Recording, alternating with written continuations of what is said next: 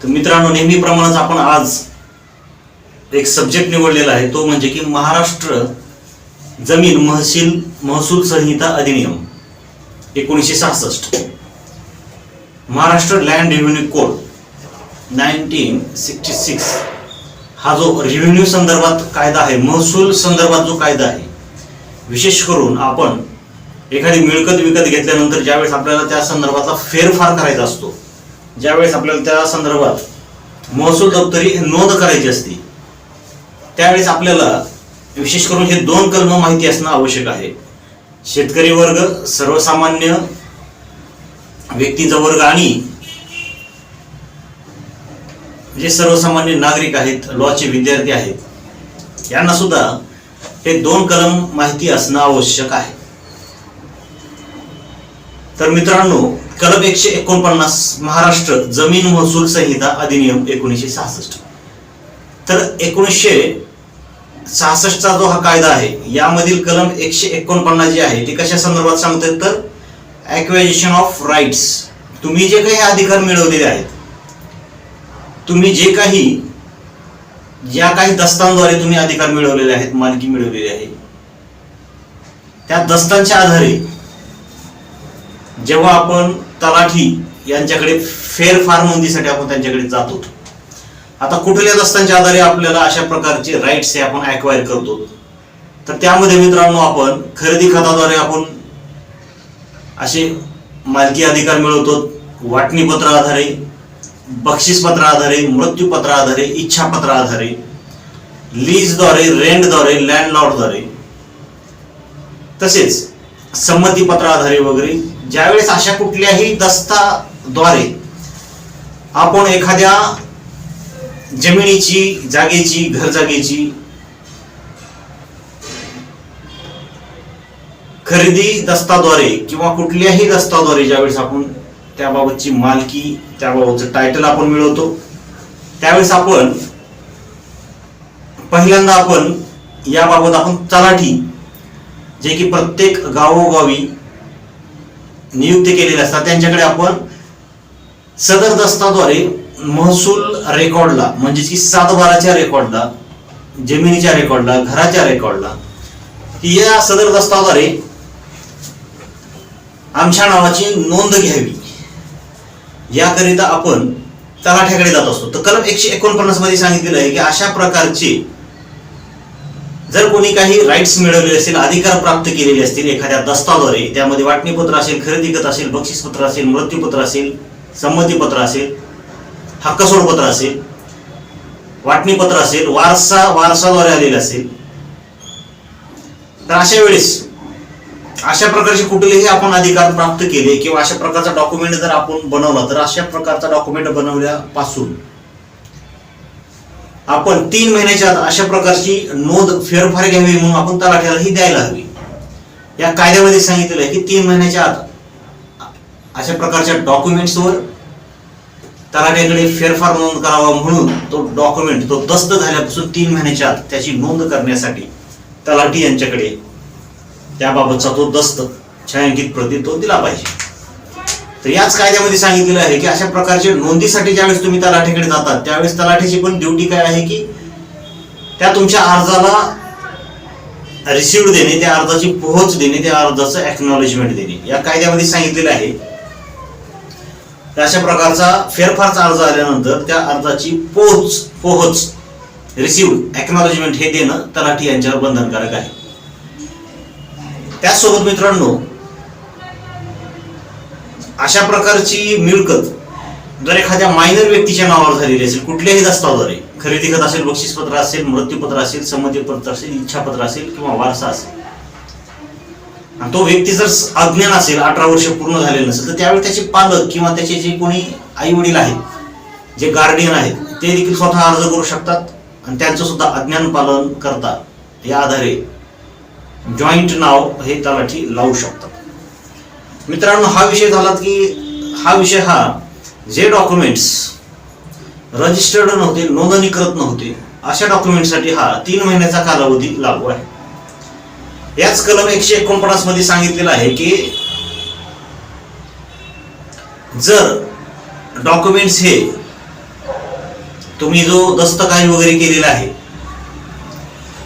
तो दस्त किंवा जे काही तुमचे अधिकार तुम्ही मिळवलेले आहेत ते अधिकार जर एखाद्या वेळेस कलेक्टर यांच्या आदेशाने जर दिलेले असतील, निर्माण झालेले असतील, तसेच रजिस्ट्रेशन ऍक्ट नोंदणी कायदा जो आहे त्या कायद्यातील नियमांप्रमाणे जर एखादा डॉक्युमेंट रजिस्टर्ड झालेला असेल तर अशा वेळेस तुम्हाला 3 महिन्याच्या आत अशा प्रकारचा फेरफारचा अर्ज द्यावा याचे बंधन राहणार नाही. म्हणजे तुम्ही 3 महिन्याच्या नंतरही देऊ शकता, तसेच तुम्हाला ते 3 महिन्याच्या आत द्यावे हे बंधनकारक नाही.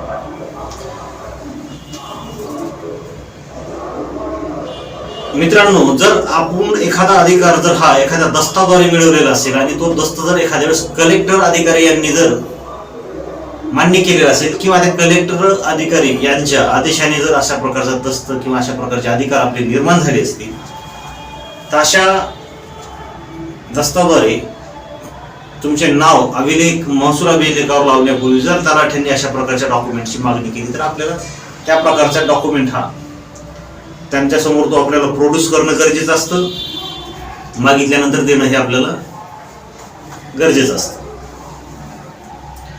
त्यानंतर मित्रांनो, याच कायद्यामध्ये कलम 150 सांगितलेलं आहे. कलम 150 मध्ये रजिस्टर ऑफ म्युटेशन्स आणि रजिस्टर ऑफ डिस्प्युटेड केसेस म्हणजेच की फेरफारची नोंदवही व विवादग्रस्त प्रकरणांची नोंदवही हे कलम 150 मध्ये सांगितलेलं आहे. आता हा विषय वेगळा आहे. यामध्ये जर एखाद्या व्यक्तीने, आता हे 149 मध्ये काय सांगितलं होतं की तुम्हाला हे ॲक्विजिशन ऑफ राईट्स म्हणजे तुम्ही हे अधिकार कशा आणि कोणत्या दस्ताच्या आधारे मिळवले, तो दस्त हा 3 महिन्याच्या आत तलाठी यांच्याकडे फेरफारसाठी दिला पाहिजे. मायनर असेल तर त्याच्या पालक आई वडिलांनी किंवा गार्डियन व्यक्तीने दिला पाहिजे. आणि डॉक्युमेंट रजिस्टर्ड असेल तर असं 3 महिन्याच्या आत आपल्यावर ही देणं बंधनकारक नाही. कायद्यात तशी तरतूदच आहे की डॉक्युमेंट रजिस्टर्ड असेल तर ऑटोमॅटिक तो त्या शासकीय नोंदणीकृत कार्यालयामधून तो तलाठी यांच्याकडे यायलाच हवा आणि त्याप्रमाणे तो फेरही व्हायलाच हवा. परंतु कायदा काही जरी असलं तर आपण आपलं कर्तव्य पार पाडायचं असतं. डॉक्युमेंट रजिस्टर्ड जरी असला तरी सुद्धा आपण स्वतः त्या अर्जाची झेरॉक्स प्रत तलाठी यांना फेरफार घेण्यात यावं या कामासाठी अर्ज करून त्या अर्जाची पोहोच घ्यावी. तर मित्रांनो, 150 मध्ये सांगितलेलं आहे फेरफारची नोंदवही व विवादग्रस्त प्रकरणांची नोंदवही. तर अशा प्रकरणामध्ये काय प्रकार आहे की ज्यावेळेस आपण एखाद्या वेळेस फेरसाठी अर्ज देतो तर अशा प्रकारचा अर्ज दिल्यानंतर त्या कायद्यामध्ये कलम 149 प्रमाणे आणि कलम 154 प्रमाणे 2 कलमांप्रमाणे तलाठी यांना फेरफार घेण्याचे अधिकार दिलेले आहे. किंवा कलम 149 प्रमाणे कोणताही व्यक्ती त्याचा दस्त जो काही असेल त्या दस्ताच्या आधारे तो फेरफारसाठी अर्ज करू शकतो. आणि कलम 154 प्रमाणे देखील तलाट्यांना फेर घेण्याचे अधिकार आहेत. तर मित्रांनो, अशा प्रकारचा ज्यावेळेस फेरफारचा अर्ज येतो त्यावेळेस अशा प्रकारच्या अर्जाची नोंद ही तलाठी यांनी त्यांच्या रजिस्टरमध्ये करायला पाहिजे. त्याचसोबत अशा प्रकारची फेरची नोंदणी करत असताना शाल एंटर शब्द आहे, त्याच्यामुळे अशा प्रकारच्या अर्जाची नोंदणी ही त्या रजिस्टरमध्ये केलीच पाहिजे. त्याचसोबत हा अर्ज आता फेरसाठी आलेला आहे याची नोंद रजिस्टरला घेतल्यानंतर सेम त्याच वेळेस त्या प्रकारची नोटीस ही चावडीवरती तलाठी यांनी लावली पाहिजे. हे देखील शाल शब्द आहे, मॅन्डेटरी आहे, बंधनकारक आहे तलाठ्यांना. आणि त्याचसोबत चावडी नोटीस लावल्यानंतर ज्यांचा कोणाचा अर्ज आला आहे आणि ज्या रेव्हेन्यू रेकॉर्ड संदर्भात तो फेरफारसाठी अर्ज आलेला आहे त्या 7/12 किंवा त्या महसूल दप्तरी ज्या व्यक्तींची नावे आहेत, जे व्यक्ती त्या संबंधित आहेत त्या व्यक्तींना सर्वांना रिटर्न इंटिमेशन म्हणजे की लेखी माहिती दिली पाहिजे की अशा प्रकारचा अर्ज आलेला आहे फेरबाबत, तुमचं काही म्हणणं आहे का याबाबत कळवावे 15 दिवसाच्या आत. हे असं चावडी नोटीस लावणं, आलेल्या फेरच्या अर्जाची रजिस्टरमध्ये नोंद करणं आणि संबंधित पक्षकारांना जे त्या महसूल दप्तरी रेकॉर्डवर ज्यांची नावं असतील त्या पक्षकारांना देखील या प्रकारचा फेरसाठी अर्ज आलेला आहे, तुमचं याबाबत काही म्हणणं आहे का हे तलाठ्यांनी त्यांना इंटिमेशन देऊन, सूचना देऊन सांगणं हे बंधनकारक आहे.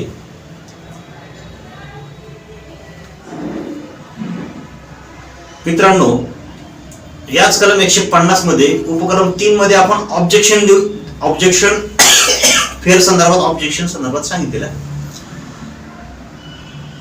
कलम 150 उपकलम 3 मध्ये आपण तोंडी किंवा लेखी एखाद्या फेरला ऑब्जेक्शन देऊ शकतो, एखादा फेर घेण्यात येऊ नये म्हणून अर्ज करू शकतो.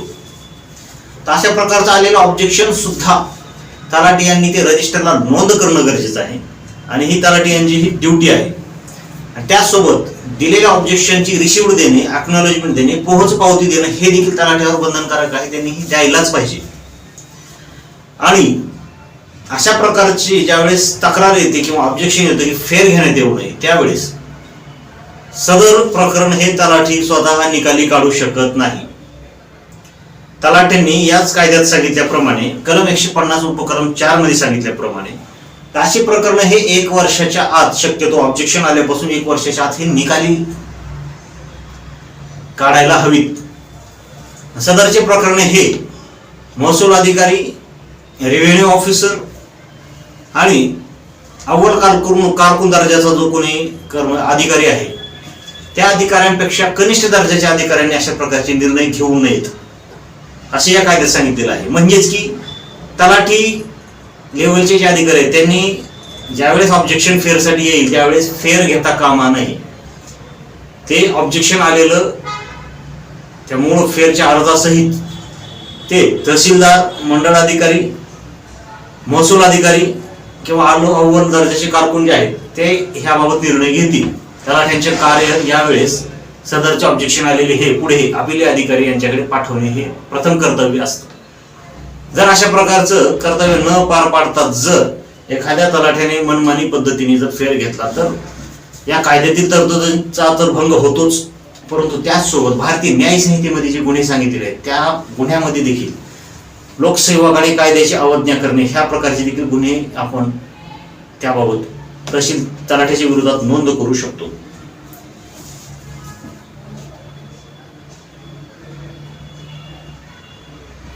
त्यासोबत मित्रांनो,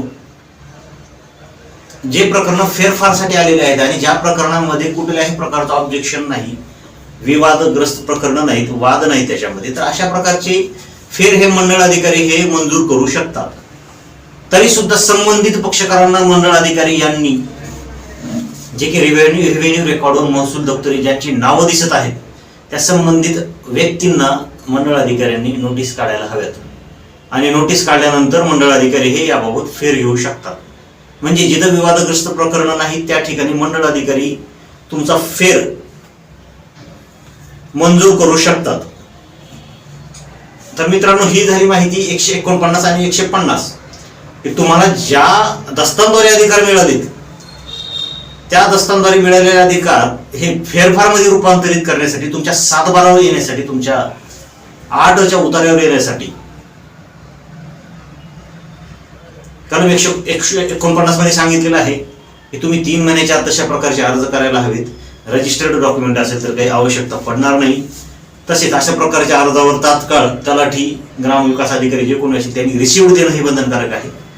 आणि त्यासोबत मित्रांनो 150 जो सांगितलेला आहे तो register of mutations and register of disputed cases म्हणजे फेरफार नोंदी व विवादग्रस्त प्रकरणांच्या नोंदी यामध्ये सांगितलेल्या आहेत. तर 150 मध्ये सुद्धा तेच सांगितलेलं आहे.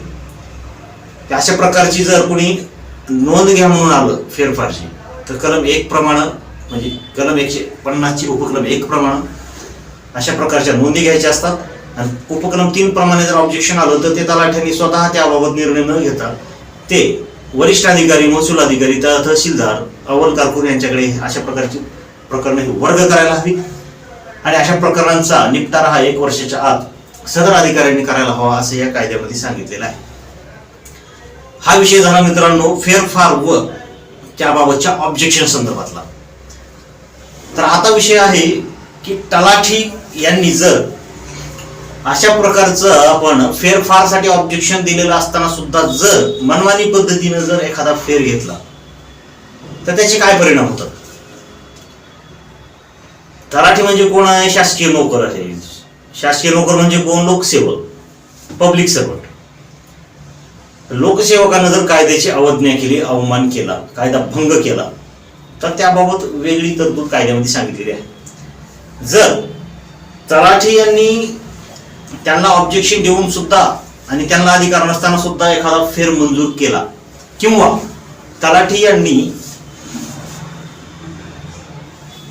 फेरसाठी अर्ज आला असता संबंधित कुठल्याही पक्षकारांना नोटीस काढल्या नाही, चावडी नोटीस लावली नाही, कुठल्याही पक्षकारांना इंटिमेशन दिलं नाही, तसेच ज्यांनी ऑब्जेक्शन घेतलेलं आहे त्यालाही रिसिव्ह दिली नाही किंवा त्यालाही कुठलीही माहिती दिली नाही की तुमचं प्रकरण हे पुढे आम्ही वर्ग केलेलं आहे वरील अधिकाऱ्याकडे आणि पुढील तारीख ही ठेवण्यात आलेली आहे, कुठलीच माहिती जर दिली नाही आणि परस्पर अल्ट्रा व्हायरस ऍक्ट करून जर अधिकार नसतानाही कुठला जर निर्णय घेतला, तर भारतीय न्याय संहितेमध्ये सांगितलेलं आहे की कलम 198, 199 आणि 201, कलम 198 मध्ये सांगितलेलं आहे की पब्लिक सर्वंट डिसओबिंग लॉ, म्हणजे की लोकसेवकाने कायद्याची अवज्ञा करणे. 199 मध्ये पण सांगितलेलं आहे की पब्लिक सर्वंट डिसओबिंग डायरेक्शन्स, म्हणजे एखाद्या लोकसेवकाने, शासकीय नोकराने कायद्याने दिलेल्या दिशानिर्देशांचा अवमान करणे. आणि 201 मध्ये सांगितलेलं आहे की public servant framing incorrect document for causing injury to another person, म्हणजे की एखाद्या लोकसेवकाने, शासकीय नोकराने चुकीचा दस्त तयार करणे, चुकीचा दस्तऐवज तयार करणे, चुकीचे कागदपत्र तयार करणे आणि त्या चुकीच्या कागदपत्राद्वारे फेर नोंद करणे, एखाद्याला इजा पोहोचावी ह्या उद्देशाने. तर भारतीय न्याय संहितेमध्येही आपण अशा प्रकारचं जर तलाठी सारख्या लोकसेवकाने जर कायद्याची अवज्ञा करून, दिशानिर्देशांचं उल्लंघन करून जर कुठले कार्य केलं, बेकायदेशीर कार्य केलं, तर BNS प्रमाणे आपण अशा लोकसेवकाविरुद्ध सुद्धा गुन्हे नोंद करू शकतो. तसेच महाराष्ट्र सिव्हिल सर्व्हिसेस रूल्स आहे त्याप्रमाणे सुद्धा अशा लोकसेवकावर, महसूल अधिकाऱ्यावर, तलाठ्यावर कारवाई करण्याचे प्रावधान या कायद्यामध्ये सांगितलेले आहे. तर मित्रांनो, आज आपण थोडक्यात सर्वसामान्यांना जो रोजचा प्रश्न पडतो, रोज ज्यांची तलाठ्याकडे आवश्यकता असते, रोज ज्यांचं महसूल दप्तरी काम पडतं, त्या सर्वसामान्य व्यक्तींनी, नागरिकांनी महाराष्ट्र महसूल जमीन संहिता अधिनियम 1966 मधील कलम 149 आणि कलम 150 हे अवश्य पाहावं व याबाबत चुकीचे काही दस्त झाले असतील तर योग्य वेळी अशा दस्तांना थांबवण्यासाठी आपण योग्य वेळीच अर्ज केला पाहिजे, योग्य वेळीच ऑब्जेक्शन घेतलं पाहिजे. मित्रांनो, आज आपण थांबूयात. तर महाराष्ट्र जमीन महसूल संहिता याबाबतची फेरफार संदर्भातली माहिती आपल्याला जर आवडली असेल तर आपण ॲडव्होकेट प्रवीण वाघ हे YouTube चॅनेल आपण नक्की लाईक, शेअर आणि सबस्क्राईब करावे. धन्यवाद.